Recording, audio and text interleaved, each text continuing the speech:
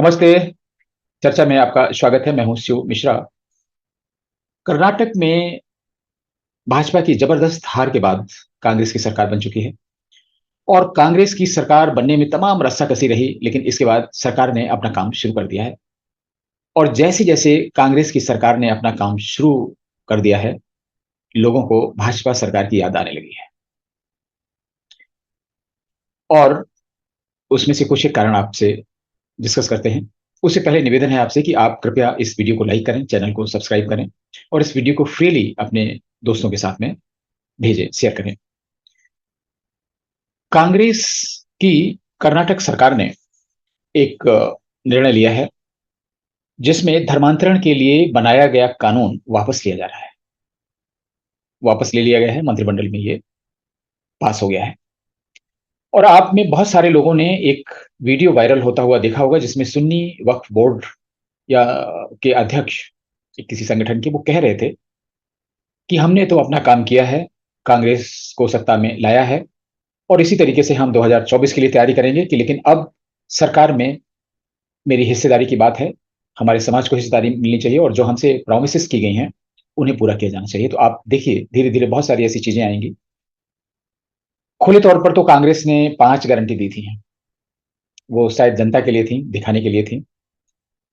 लेकिन जो नहीं जानते हैं, ऐसी गारंटी बहुत होंगी और उनमें से पहली गारंटी थी धर्मांतरण कानून वापस लेना, जिसका फैसला मंत्रिमंडल ने ले लिया है। इस फैसले से आपको क्या लगता है, क्या कांग्रेस सरकार चाहती है कि धर्मांतरण बना रहे? अगर धर्मांतरण नहीं होगा तो धर्मांतरण कानून के जो दुष्प्रभाव हैं वो नहीं आएंगे। जो धर्मांतरण कानून में बाध्यताएं हैं, जो सजाएं हैं, जो प्राविधान हैं वो लागू नहीं होंगे। लेकिन कांग्रेस सरकार धर्मांतरण कानून को वापस लेकर एक समुदाय विशेष को फिर मौका दे रही है कि आप धड़ल्ले से धर्मांतरण करिए। और वैसे भी इस समय भारत में जितनी तेजी से धर्मांतरण हो रहा है, इसके पहले शायद ही कभी हुआ हो। केंद्र में मोदी सरकार आने के पहले 5 वर्ष में लोग बहुत आशंकित थे, एक वर्ग विशेष के। विदेशों में जो भी एजेंट थे जो ये पूरा प्रोग्राम चलाते थे, सशंकित थे कि कहीं कोई बहुत बड़ी समस्या ना आ जाए। और उन्होंने 5 वर्ष तक देखा, सरकार झुकती गई, उनके हौसले बढ़ते गए।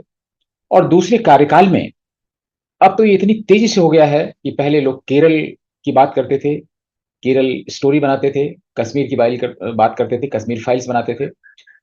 पश्चिम बंगाल में एक वर्ग विशेष की जनसंख्या 27% से भी अधिक हो गई है। उसमें जनसंख्या वृद्धि दर को हम दरकिनार कर भी दें तो म्यांमार से आए हुए सारे रोहिंग्या बांग्लादेश के रास्ते से भारत में आ गए और घुसपैठिए लगातार आ रहे हैं। जनसंख्या बढ़ गई। और एक अमेरिकी जर्नल में खबर छपी है, एक प्रसिद्ध पत्रकार के माध्यम से, जिसमें उन्होंने आशंका व्यक्त की है कि भारत के पश्चिम बंगाल में बहुत बड़े पैमाने पर नरसंहार होगा। और अभी जो पंचायत चुनाव होने शुरू हुए हैं उसमें आप देख सकते हैं जो अराजकता का आलम है, जिस तरह से माहौल शुरू हो गया है, ये इशारा करता है एक बहुत बड़े नरसंहार की ओर। और उस जर्नल में ये बात छपी गई है कि जहां कहीं भी मुस्लिमों की आबादी 27% से ज्यादा होती है, 30% के आसपास होती है, तो वहां गृह युद्ध जैसी स्थिति आती है। और फिर वो जो भी दूसरा समुदाय होता है उस पर हमले करते हैं, उनको भागने पर मजबूर करते हैं और किसी तरीके से जो राजनीतिक हालात हैं उनको अपने पक्ष में बना लेते हैं। और अगर सरकार स्वयं ये हालात बनाने के लिए कृत संकल्प हो, तत्पर हो, तो फिर तो क्या कहने, सोने में सुहागा। पश्चिम बंगाल में हो रहा था, वहां तो धर्मांतरण का कानून भी नहीं था। कर्नाटक ने धर्मांतरण के बने बनाए कानून को वापस लेने का जो फैसला किया है वह इसी दिशा में कदम है कि धर्मांतरण करिए, धड़ल्ले से करिए। लेकिन सवाल यह भी उठता है कि धर्मांतरण क्यों हो रहे हैं? क्या एक वर्ग विशेष चाहता है कि उसके लोगों की संख्या बढ़े? बस नहीं, उनका उद्देश्य बहुत बड़ा है, उनका मिशन बहुत बड़ा है और वह किसी से छिपा नहीं है। इन सब का उद्देश्य है गजवाए हिंद। और वह तभी हो सकता है जब उनकी संख्या 25% से ज्यादा हो।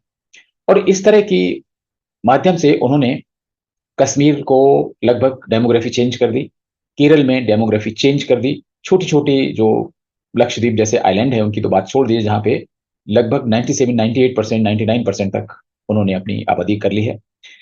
और बहुत सारे राज्यों में वो कमांडिंग पोजीशन में आ गए हैं। और इस समय धर्मांतरण के खेल ऐसे चल रहे हैं, लव जिहाद में आप देखिए इतनी हत्याएं हो रही हैं और इतनी बेरहमी से हो रही हैं किसी को सूटकेस में भर दिया जाता है, किसी को बोरे में डाल दिया जाता है, किसी को पत्थर मार के सर कुचल दिया जाता है। साक्षी, श्रद्धा, जाने कितने अनगिनत उदाहरण हैं। ये सब संदेश हैं लोगों को भयभीत करने के लिए भी, और ये शो करते हैं कि हौसले कितने बुलंद हैं। उत्तराखंड में जो म्यांमार से आए हुए रोहिंग्या हैं, वो इतनी ऊंचाई तक पहुंच गए। हेमकुंड साहब के रास्ते में एक घांघरिया गांव पड़ता है, लास्ट है, इसके बाद बहुत डिफिकल्ट चढ़ाई है, वहां तक इनकी झुग्गियां झोपड़ियां बन गई। बद्रीनाथ, केदारनाथ, हर जगह है। वहां पर बांग्ला भाषा बोलने वाले साधु सन्यासी मिल जाएंगे, भगवा वस्त्रों में मिलेंगे, और वो बात करेंगे कि नहीं नहीं, ये बद्रीनाथ नहीं, बदरुद्दीन की मजार है। बदरुद्दीन यहाँ नमाज पढ़ते थे, एक बदरुद्दीन थे, एक केदारुद्दीन थे। इस तरह की बातें उड़ाई जा रही हैं। और उत्तराखंड माहौल बहुत खराब हो गया है। कई जानकारों का कहना है कि उत्तराखंड हाथ से फिसलता जा रहा है। वहां पर डेमोग्राफी तेजी से बदल रही है। गनीमत से दोबारा भाजपा की सरकार बन गई। अगर कांग्रेस की सरकार बनी होती तो शायद ये पता भी नहीं चलता। लैंड जिहाद, लब जिहाद, बहुत सारी चीजें पता नहीं चलती। तो कर्नाटक में लोगों को अब भाजपा की याद आने लगी है। एक और कानून हटाने पर कर्नाटक सरकार के मंत्रिमंडल ने विचार किया, और वह कानून है गोहत्या का। आपको याद होगा कि कुछ दिन पहले ही वहां के एक मंत्री ने कहा था कि अगर भैंसें काटी जा सकती हैं तो गाय क्यों नहीं। और इसके बाद थोड़ा सा विवाद हुआ। कई बार इस तरह की स्टेटमेंट दिए जाते हैं लोगों की थाह लेने के लिए कि इसमें कितना रिएक्शन आता है पब्लिक का। किसी ने रिएक्शन नहीं किया। हिंदुओं में इस तरह के रिएक्शन होते भी नहीं है। और इसके बाद मंत्रिमंडल में इस पर विचार किया जा रहा है कि इसमें प्राविधानों में ढील दी जाए या इस पूरे कानून को वापस ले लिया जाए। तो ऐसी आशा की जाती है कि वहां पर मुस्लिम वक्फ बोर्ड और सुन्नी संस्थाएं हैं, वो सरकार पर दबाव डाल रही हैं कि पूरा कानून वापस ले लिया जाए, क्योंकि उनका उद्योग धंधा चौपट हो रहा है। और संभवतः ये कानून भी बहुत जल्दी आ जाएगा। अब लोगों को ये समझ में आ जाना चाहिए कि अमेरिका में राहुल गांधी की सभाओं का रजिस्ट्रेशन मस्जिदों में क्यों हो रहा था, और न्यूयॉर्क में कई जगहों पे जो उनकी सभाएं हुई, वो एक वर्ग विशेष के लोग, जिनके संबंध पाकिस्तान से थे, जिनके संबंध अफगानिस्तान से थे, जिनके संबंध कुख्यात आतंकवादी संगठनों से थे, वो क्यों जुड़े हुए थे। ये सभी को समझ में आ जाना चाहिए, खासतौर से हिंदुओं को। कर्नाटक में पिछले भाजपा के जो मुख्यमंत्री थे बसवराव बोम्मई ने घोषणा की थी कि वो जो सरकार के अधिग्रहित मंदिर हैं उनको मुक्त कर देगी। शायद उनको ऊपर से डांट पड़ी होगी, जो भी हो, लेकिन वो ठंडे बस्ते में पड़ गया और चुनाव का मुद्दा नहीं बना। अगर ये मंदिरों की मुक्ति का जो घोषणा है हो जाती, विधेयक बन जाता, तब तो बहुत अच्छा था। कानून बनाकर इनको मुक्त कर दिया जाता, तो भाजपा को कोई हराने वाला नहीं था कर्नाटक में। लेकिन भाजपा ऐसा नहीं कर सकी। क्यों नहीं कर सकी, समझ में नहीं आता। मुख्यमंत्री कह रहा है तो फिर कौन मना कर रहा है। ऐसा नहीं हो सका। लेकिन आप देखिए, यही भाजपा और कांग्रेस का अंतर है कि कांग्रेस की सरकार जैसे ही आई, सिद्धारमैया, डीके शिवकुमार, सब जाके टीपू सुल्तान की समाधि पर नतमस्तक हुए, और उन्होंने बता दिया कि हम क्या करने वाले हैं, और उन्होंने करना शुरू कर दिया। और भाजपा को भी आगे तमाम लेसन मिलेंगे। बात यही नहीं रुक रही है कर्नाटक में। एक और महत्वपूर्ण निर्णय लिया गया, केशव बलिराम हेडगेवार, बहुत महत्वपूर्ण है, और इतने महत्वपूर्ण है आरएसएस के लिए कि जिन पर कई गीत बने हैं जो संघ की शाखाओं में गाए जाते हैं। और हेडगेवार एक ऐसी विचारधारा के पोषक हैं कि अगर उनकी विचारधारा ही आरएसएस और भाजपा अपना ले तो भारत का कल्याण हो जाएगा। तो केशव बलिराम हेडगेवार के बारे में जो कुछ भी पाठ्यक्रमों में शामिल है, सबको वापस लिया जाएगा। और टीपू सुल्तान की जयंती तो मनाई ही जाएगी, इसमें तो कोई संदेह नहीं है। तो केशव बलिराम हेडगेवार की बलि चढ़ा दी गई है। वह शैक्षणिक पाठ्यक्रम का हिस्सा नहीं होंगे। और आप समझ सकते हैं कि इससे निराश कौन लोग होंगे, और हिंदू ही होंगे। और उनकी कांग्रेस ने बिल्कुल भी परवाह नहीं की है। कांग्रेस सरकार ने एक फैसला और लिया है कि सभी स्कूलों में और संस्थाओं में संविधान की प्रस्तावना पढ़ना अनिवार्य होगा। अरे भाई, संविधान की प्रस्तावना ही पढ़ना क्यों अनिवार्य होगा। आप तो संविधान के प्रमुख अंश भी पढ़ा दीजिए, धर्मनिरपेक्षता वाला चैप्टर भी पढ़ा दीजिए, और ये भी पढ़ा दीजिए कि संविधान के मूल तत्वों में ये भी है कि सरकार आगे चलकर समान नागरिक संहिता का निर्माण करेगी। उसको नहीं पढ़ाएगी। और प्रस्तावना को क्यों पढ़ाई गई? क्योंकि उसमें जो धर्मनिरपेक्षता का शब्द है, वो कांग्रेस ने जोड़ा था। उस पर कोई बवाल नहीं हुआ, किसी ने कुछ नहीं कहा, जबकि वो पिछले दरवाजे से जोड़ा गया था। और कांग्रेस ऐसे काम बेधड़ल्ले से कर देती है, लेकिन भाजपा जब कभी सत्ता में होती है, ऐसा काम नहीं कर पाती है। कितने बदलाव कांग्रेस ने संविधान में किए जो हिंदुओं के विरुद्ध थे। मंदिर अधिग्रहण करने का कानून भी नेहरू ने बनाया। सबसे पहले तमिलनाडु सरकार ने लागू किया, और इसके बाद तो आंध्रा, तेलंगाना, इवन भाजपा की सरकारें हैं, वहां भी ये लागू है। और भाजपा अगर कानून बनाकर मंदिर मुक्ति का मार्ग प्रशस्त कर दे, तो इसे कोई रोकने वाला नहीं। किसी दूसरे समुदाय को इसमें क्या आपत्ति होगी? लेकिन शायद भाजपा उस एक बड़े समुदाय की, जिसने भाजपा का विश्वास किया, प्रधानमंत्री नरेंद्र मोदी का विश्वास किया, उनके विश्वास की कोई चिंता नहीं करती है। और इसलिए ऐसा कुछ नहीं हुआ। 10 साल के शासन में अगर मंदिर मुक्ति भी नहीं हो सकते हैं, तो ये सरकार शायद कुछ नहीं कर सकती है। धारा 370 तो खत्म हो गई, लोग बहुत खुश थे और बहुत अच्छी बात है। लेकिन 15 साल रहने का डोमिसाइल के लिए क्लॉज डालना अगेन एक अड़चन वाला है, और सरेंडर्ड मोड दिखाई पड़ता है। सीए एनआरसी की घोषणा करना, ताल ठोकना, सीना ठोकना, और उसके बाद ठंडे बस्ते में डाल देना। तो ये सब चीजें ऐसी हैं जिससे एक हिंदू समाज फिर कुंठा में जा रहा है। और इसी कुंठा में जाने के कारण कर्नाटक का परिदृश्य बदल गया। हालांकि लोगों को पछतावा हो रहा है। पता नहीं, ये पछतावा भाजपा को भी होना चाहिए कि वो सत्ता हारी, क्यों हारी, क्यों उसकी सरकार गई, क्या उसने नहीं किया।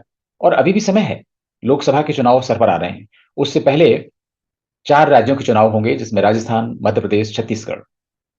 और राजस्थान को छोड़कर भाजपा की स्थिति कहीं भी बहुत अच्छी नहीं है। मध्य प्रदेश जाने की कगार पर है। छत्तीसगढ़ में भारतीय जनता पार्टी कुछ कर पाने की स्थिति में नहीं है। तेलंगाना में क्या करेगी, ये भी मुश्किल लगता है। भाजपा कम से कम सत्ता में आना तो मुश्किल है। इसलिए भाजपा मध्य प्रदेश खोकर अगर राजस्थान पा भी लेती है, तो कोई बहुत सुधार होने वाला नहीं है। लेकिन अभी समय है। मेरे तो समझ में नहीं आता है कि भारतीय जनता पार्टी में इतना कुंठा का शिकार क्यों है, और इतना इंफीरियरिटी कॉम्प्लेक्स क्यों है, किसका भय है, क्यों ऐसे कानून नहीं बन पा रहे हैं। और अब ईमानदारी की बात अगर करें, अब तो मोदी की आवाज भी कोई नहीं सुनता। बड़े बड़े भाषण टीवी चैनलों पे मन की बात करते हैं, लोग चैनल चेंज कर देते हैं। पता नहीं क्या होने वाला है। और ये देश का दुर्भाग्य होगा अगर प्रधानमंत्री नरेंद्र मोदी 2024 में वापस नहीं आते हैं, तो इससे बड़ा दुर्भाग्य हिंदुओं के लिए, इस देश के लिए कोई नहीं हो सकता है। लेकिन फिर भी हिंदुओं में सबसे बड़ी चीज है, घर बैठ जाएंगे, वोट डालने नहीं जाएंगे। और उसे शायद इस पर पुनर्विचार करना चाहिए। लेकिन लोग कहते हैं कि हम क्यों, जब कांग्रेस की तरह ही काम भाजपा सरकार कर रही, तो हम उनको वोट क्यों दें? हमें अगर मरना ही है तो ठीक है, किसी तरीके से कर लेंगे। भाजपा को इस पर पुनर्विचार करना चाहिए। कर्नाटक की जनता में पछतावा हो रहा है, कहीं ऐसा ना हो पछतावा पूरे देश की जनता को हो 2024 में।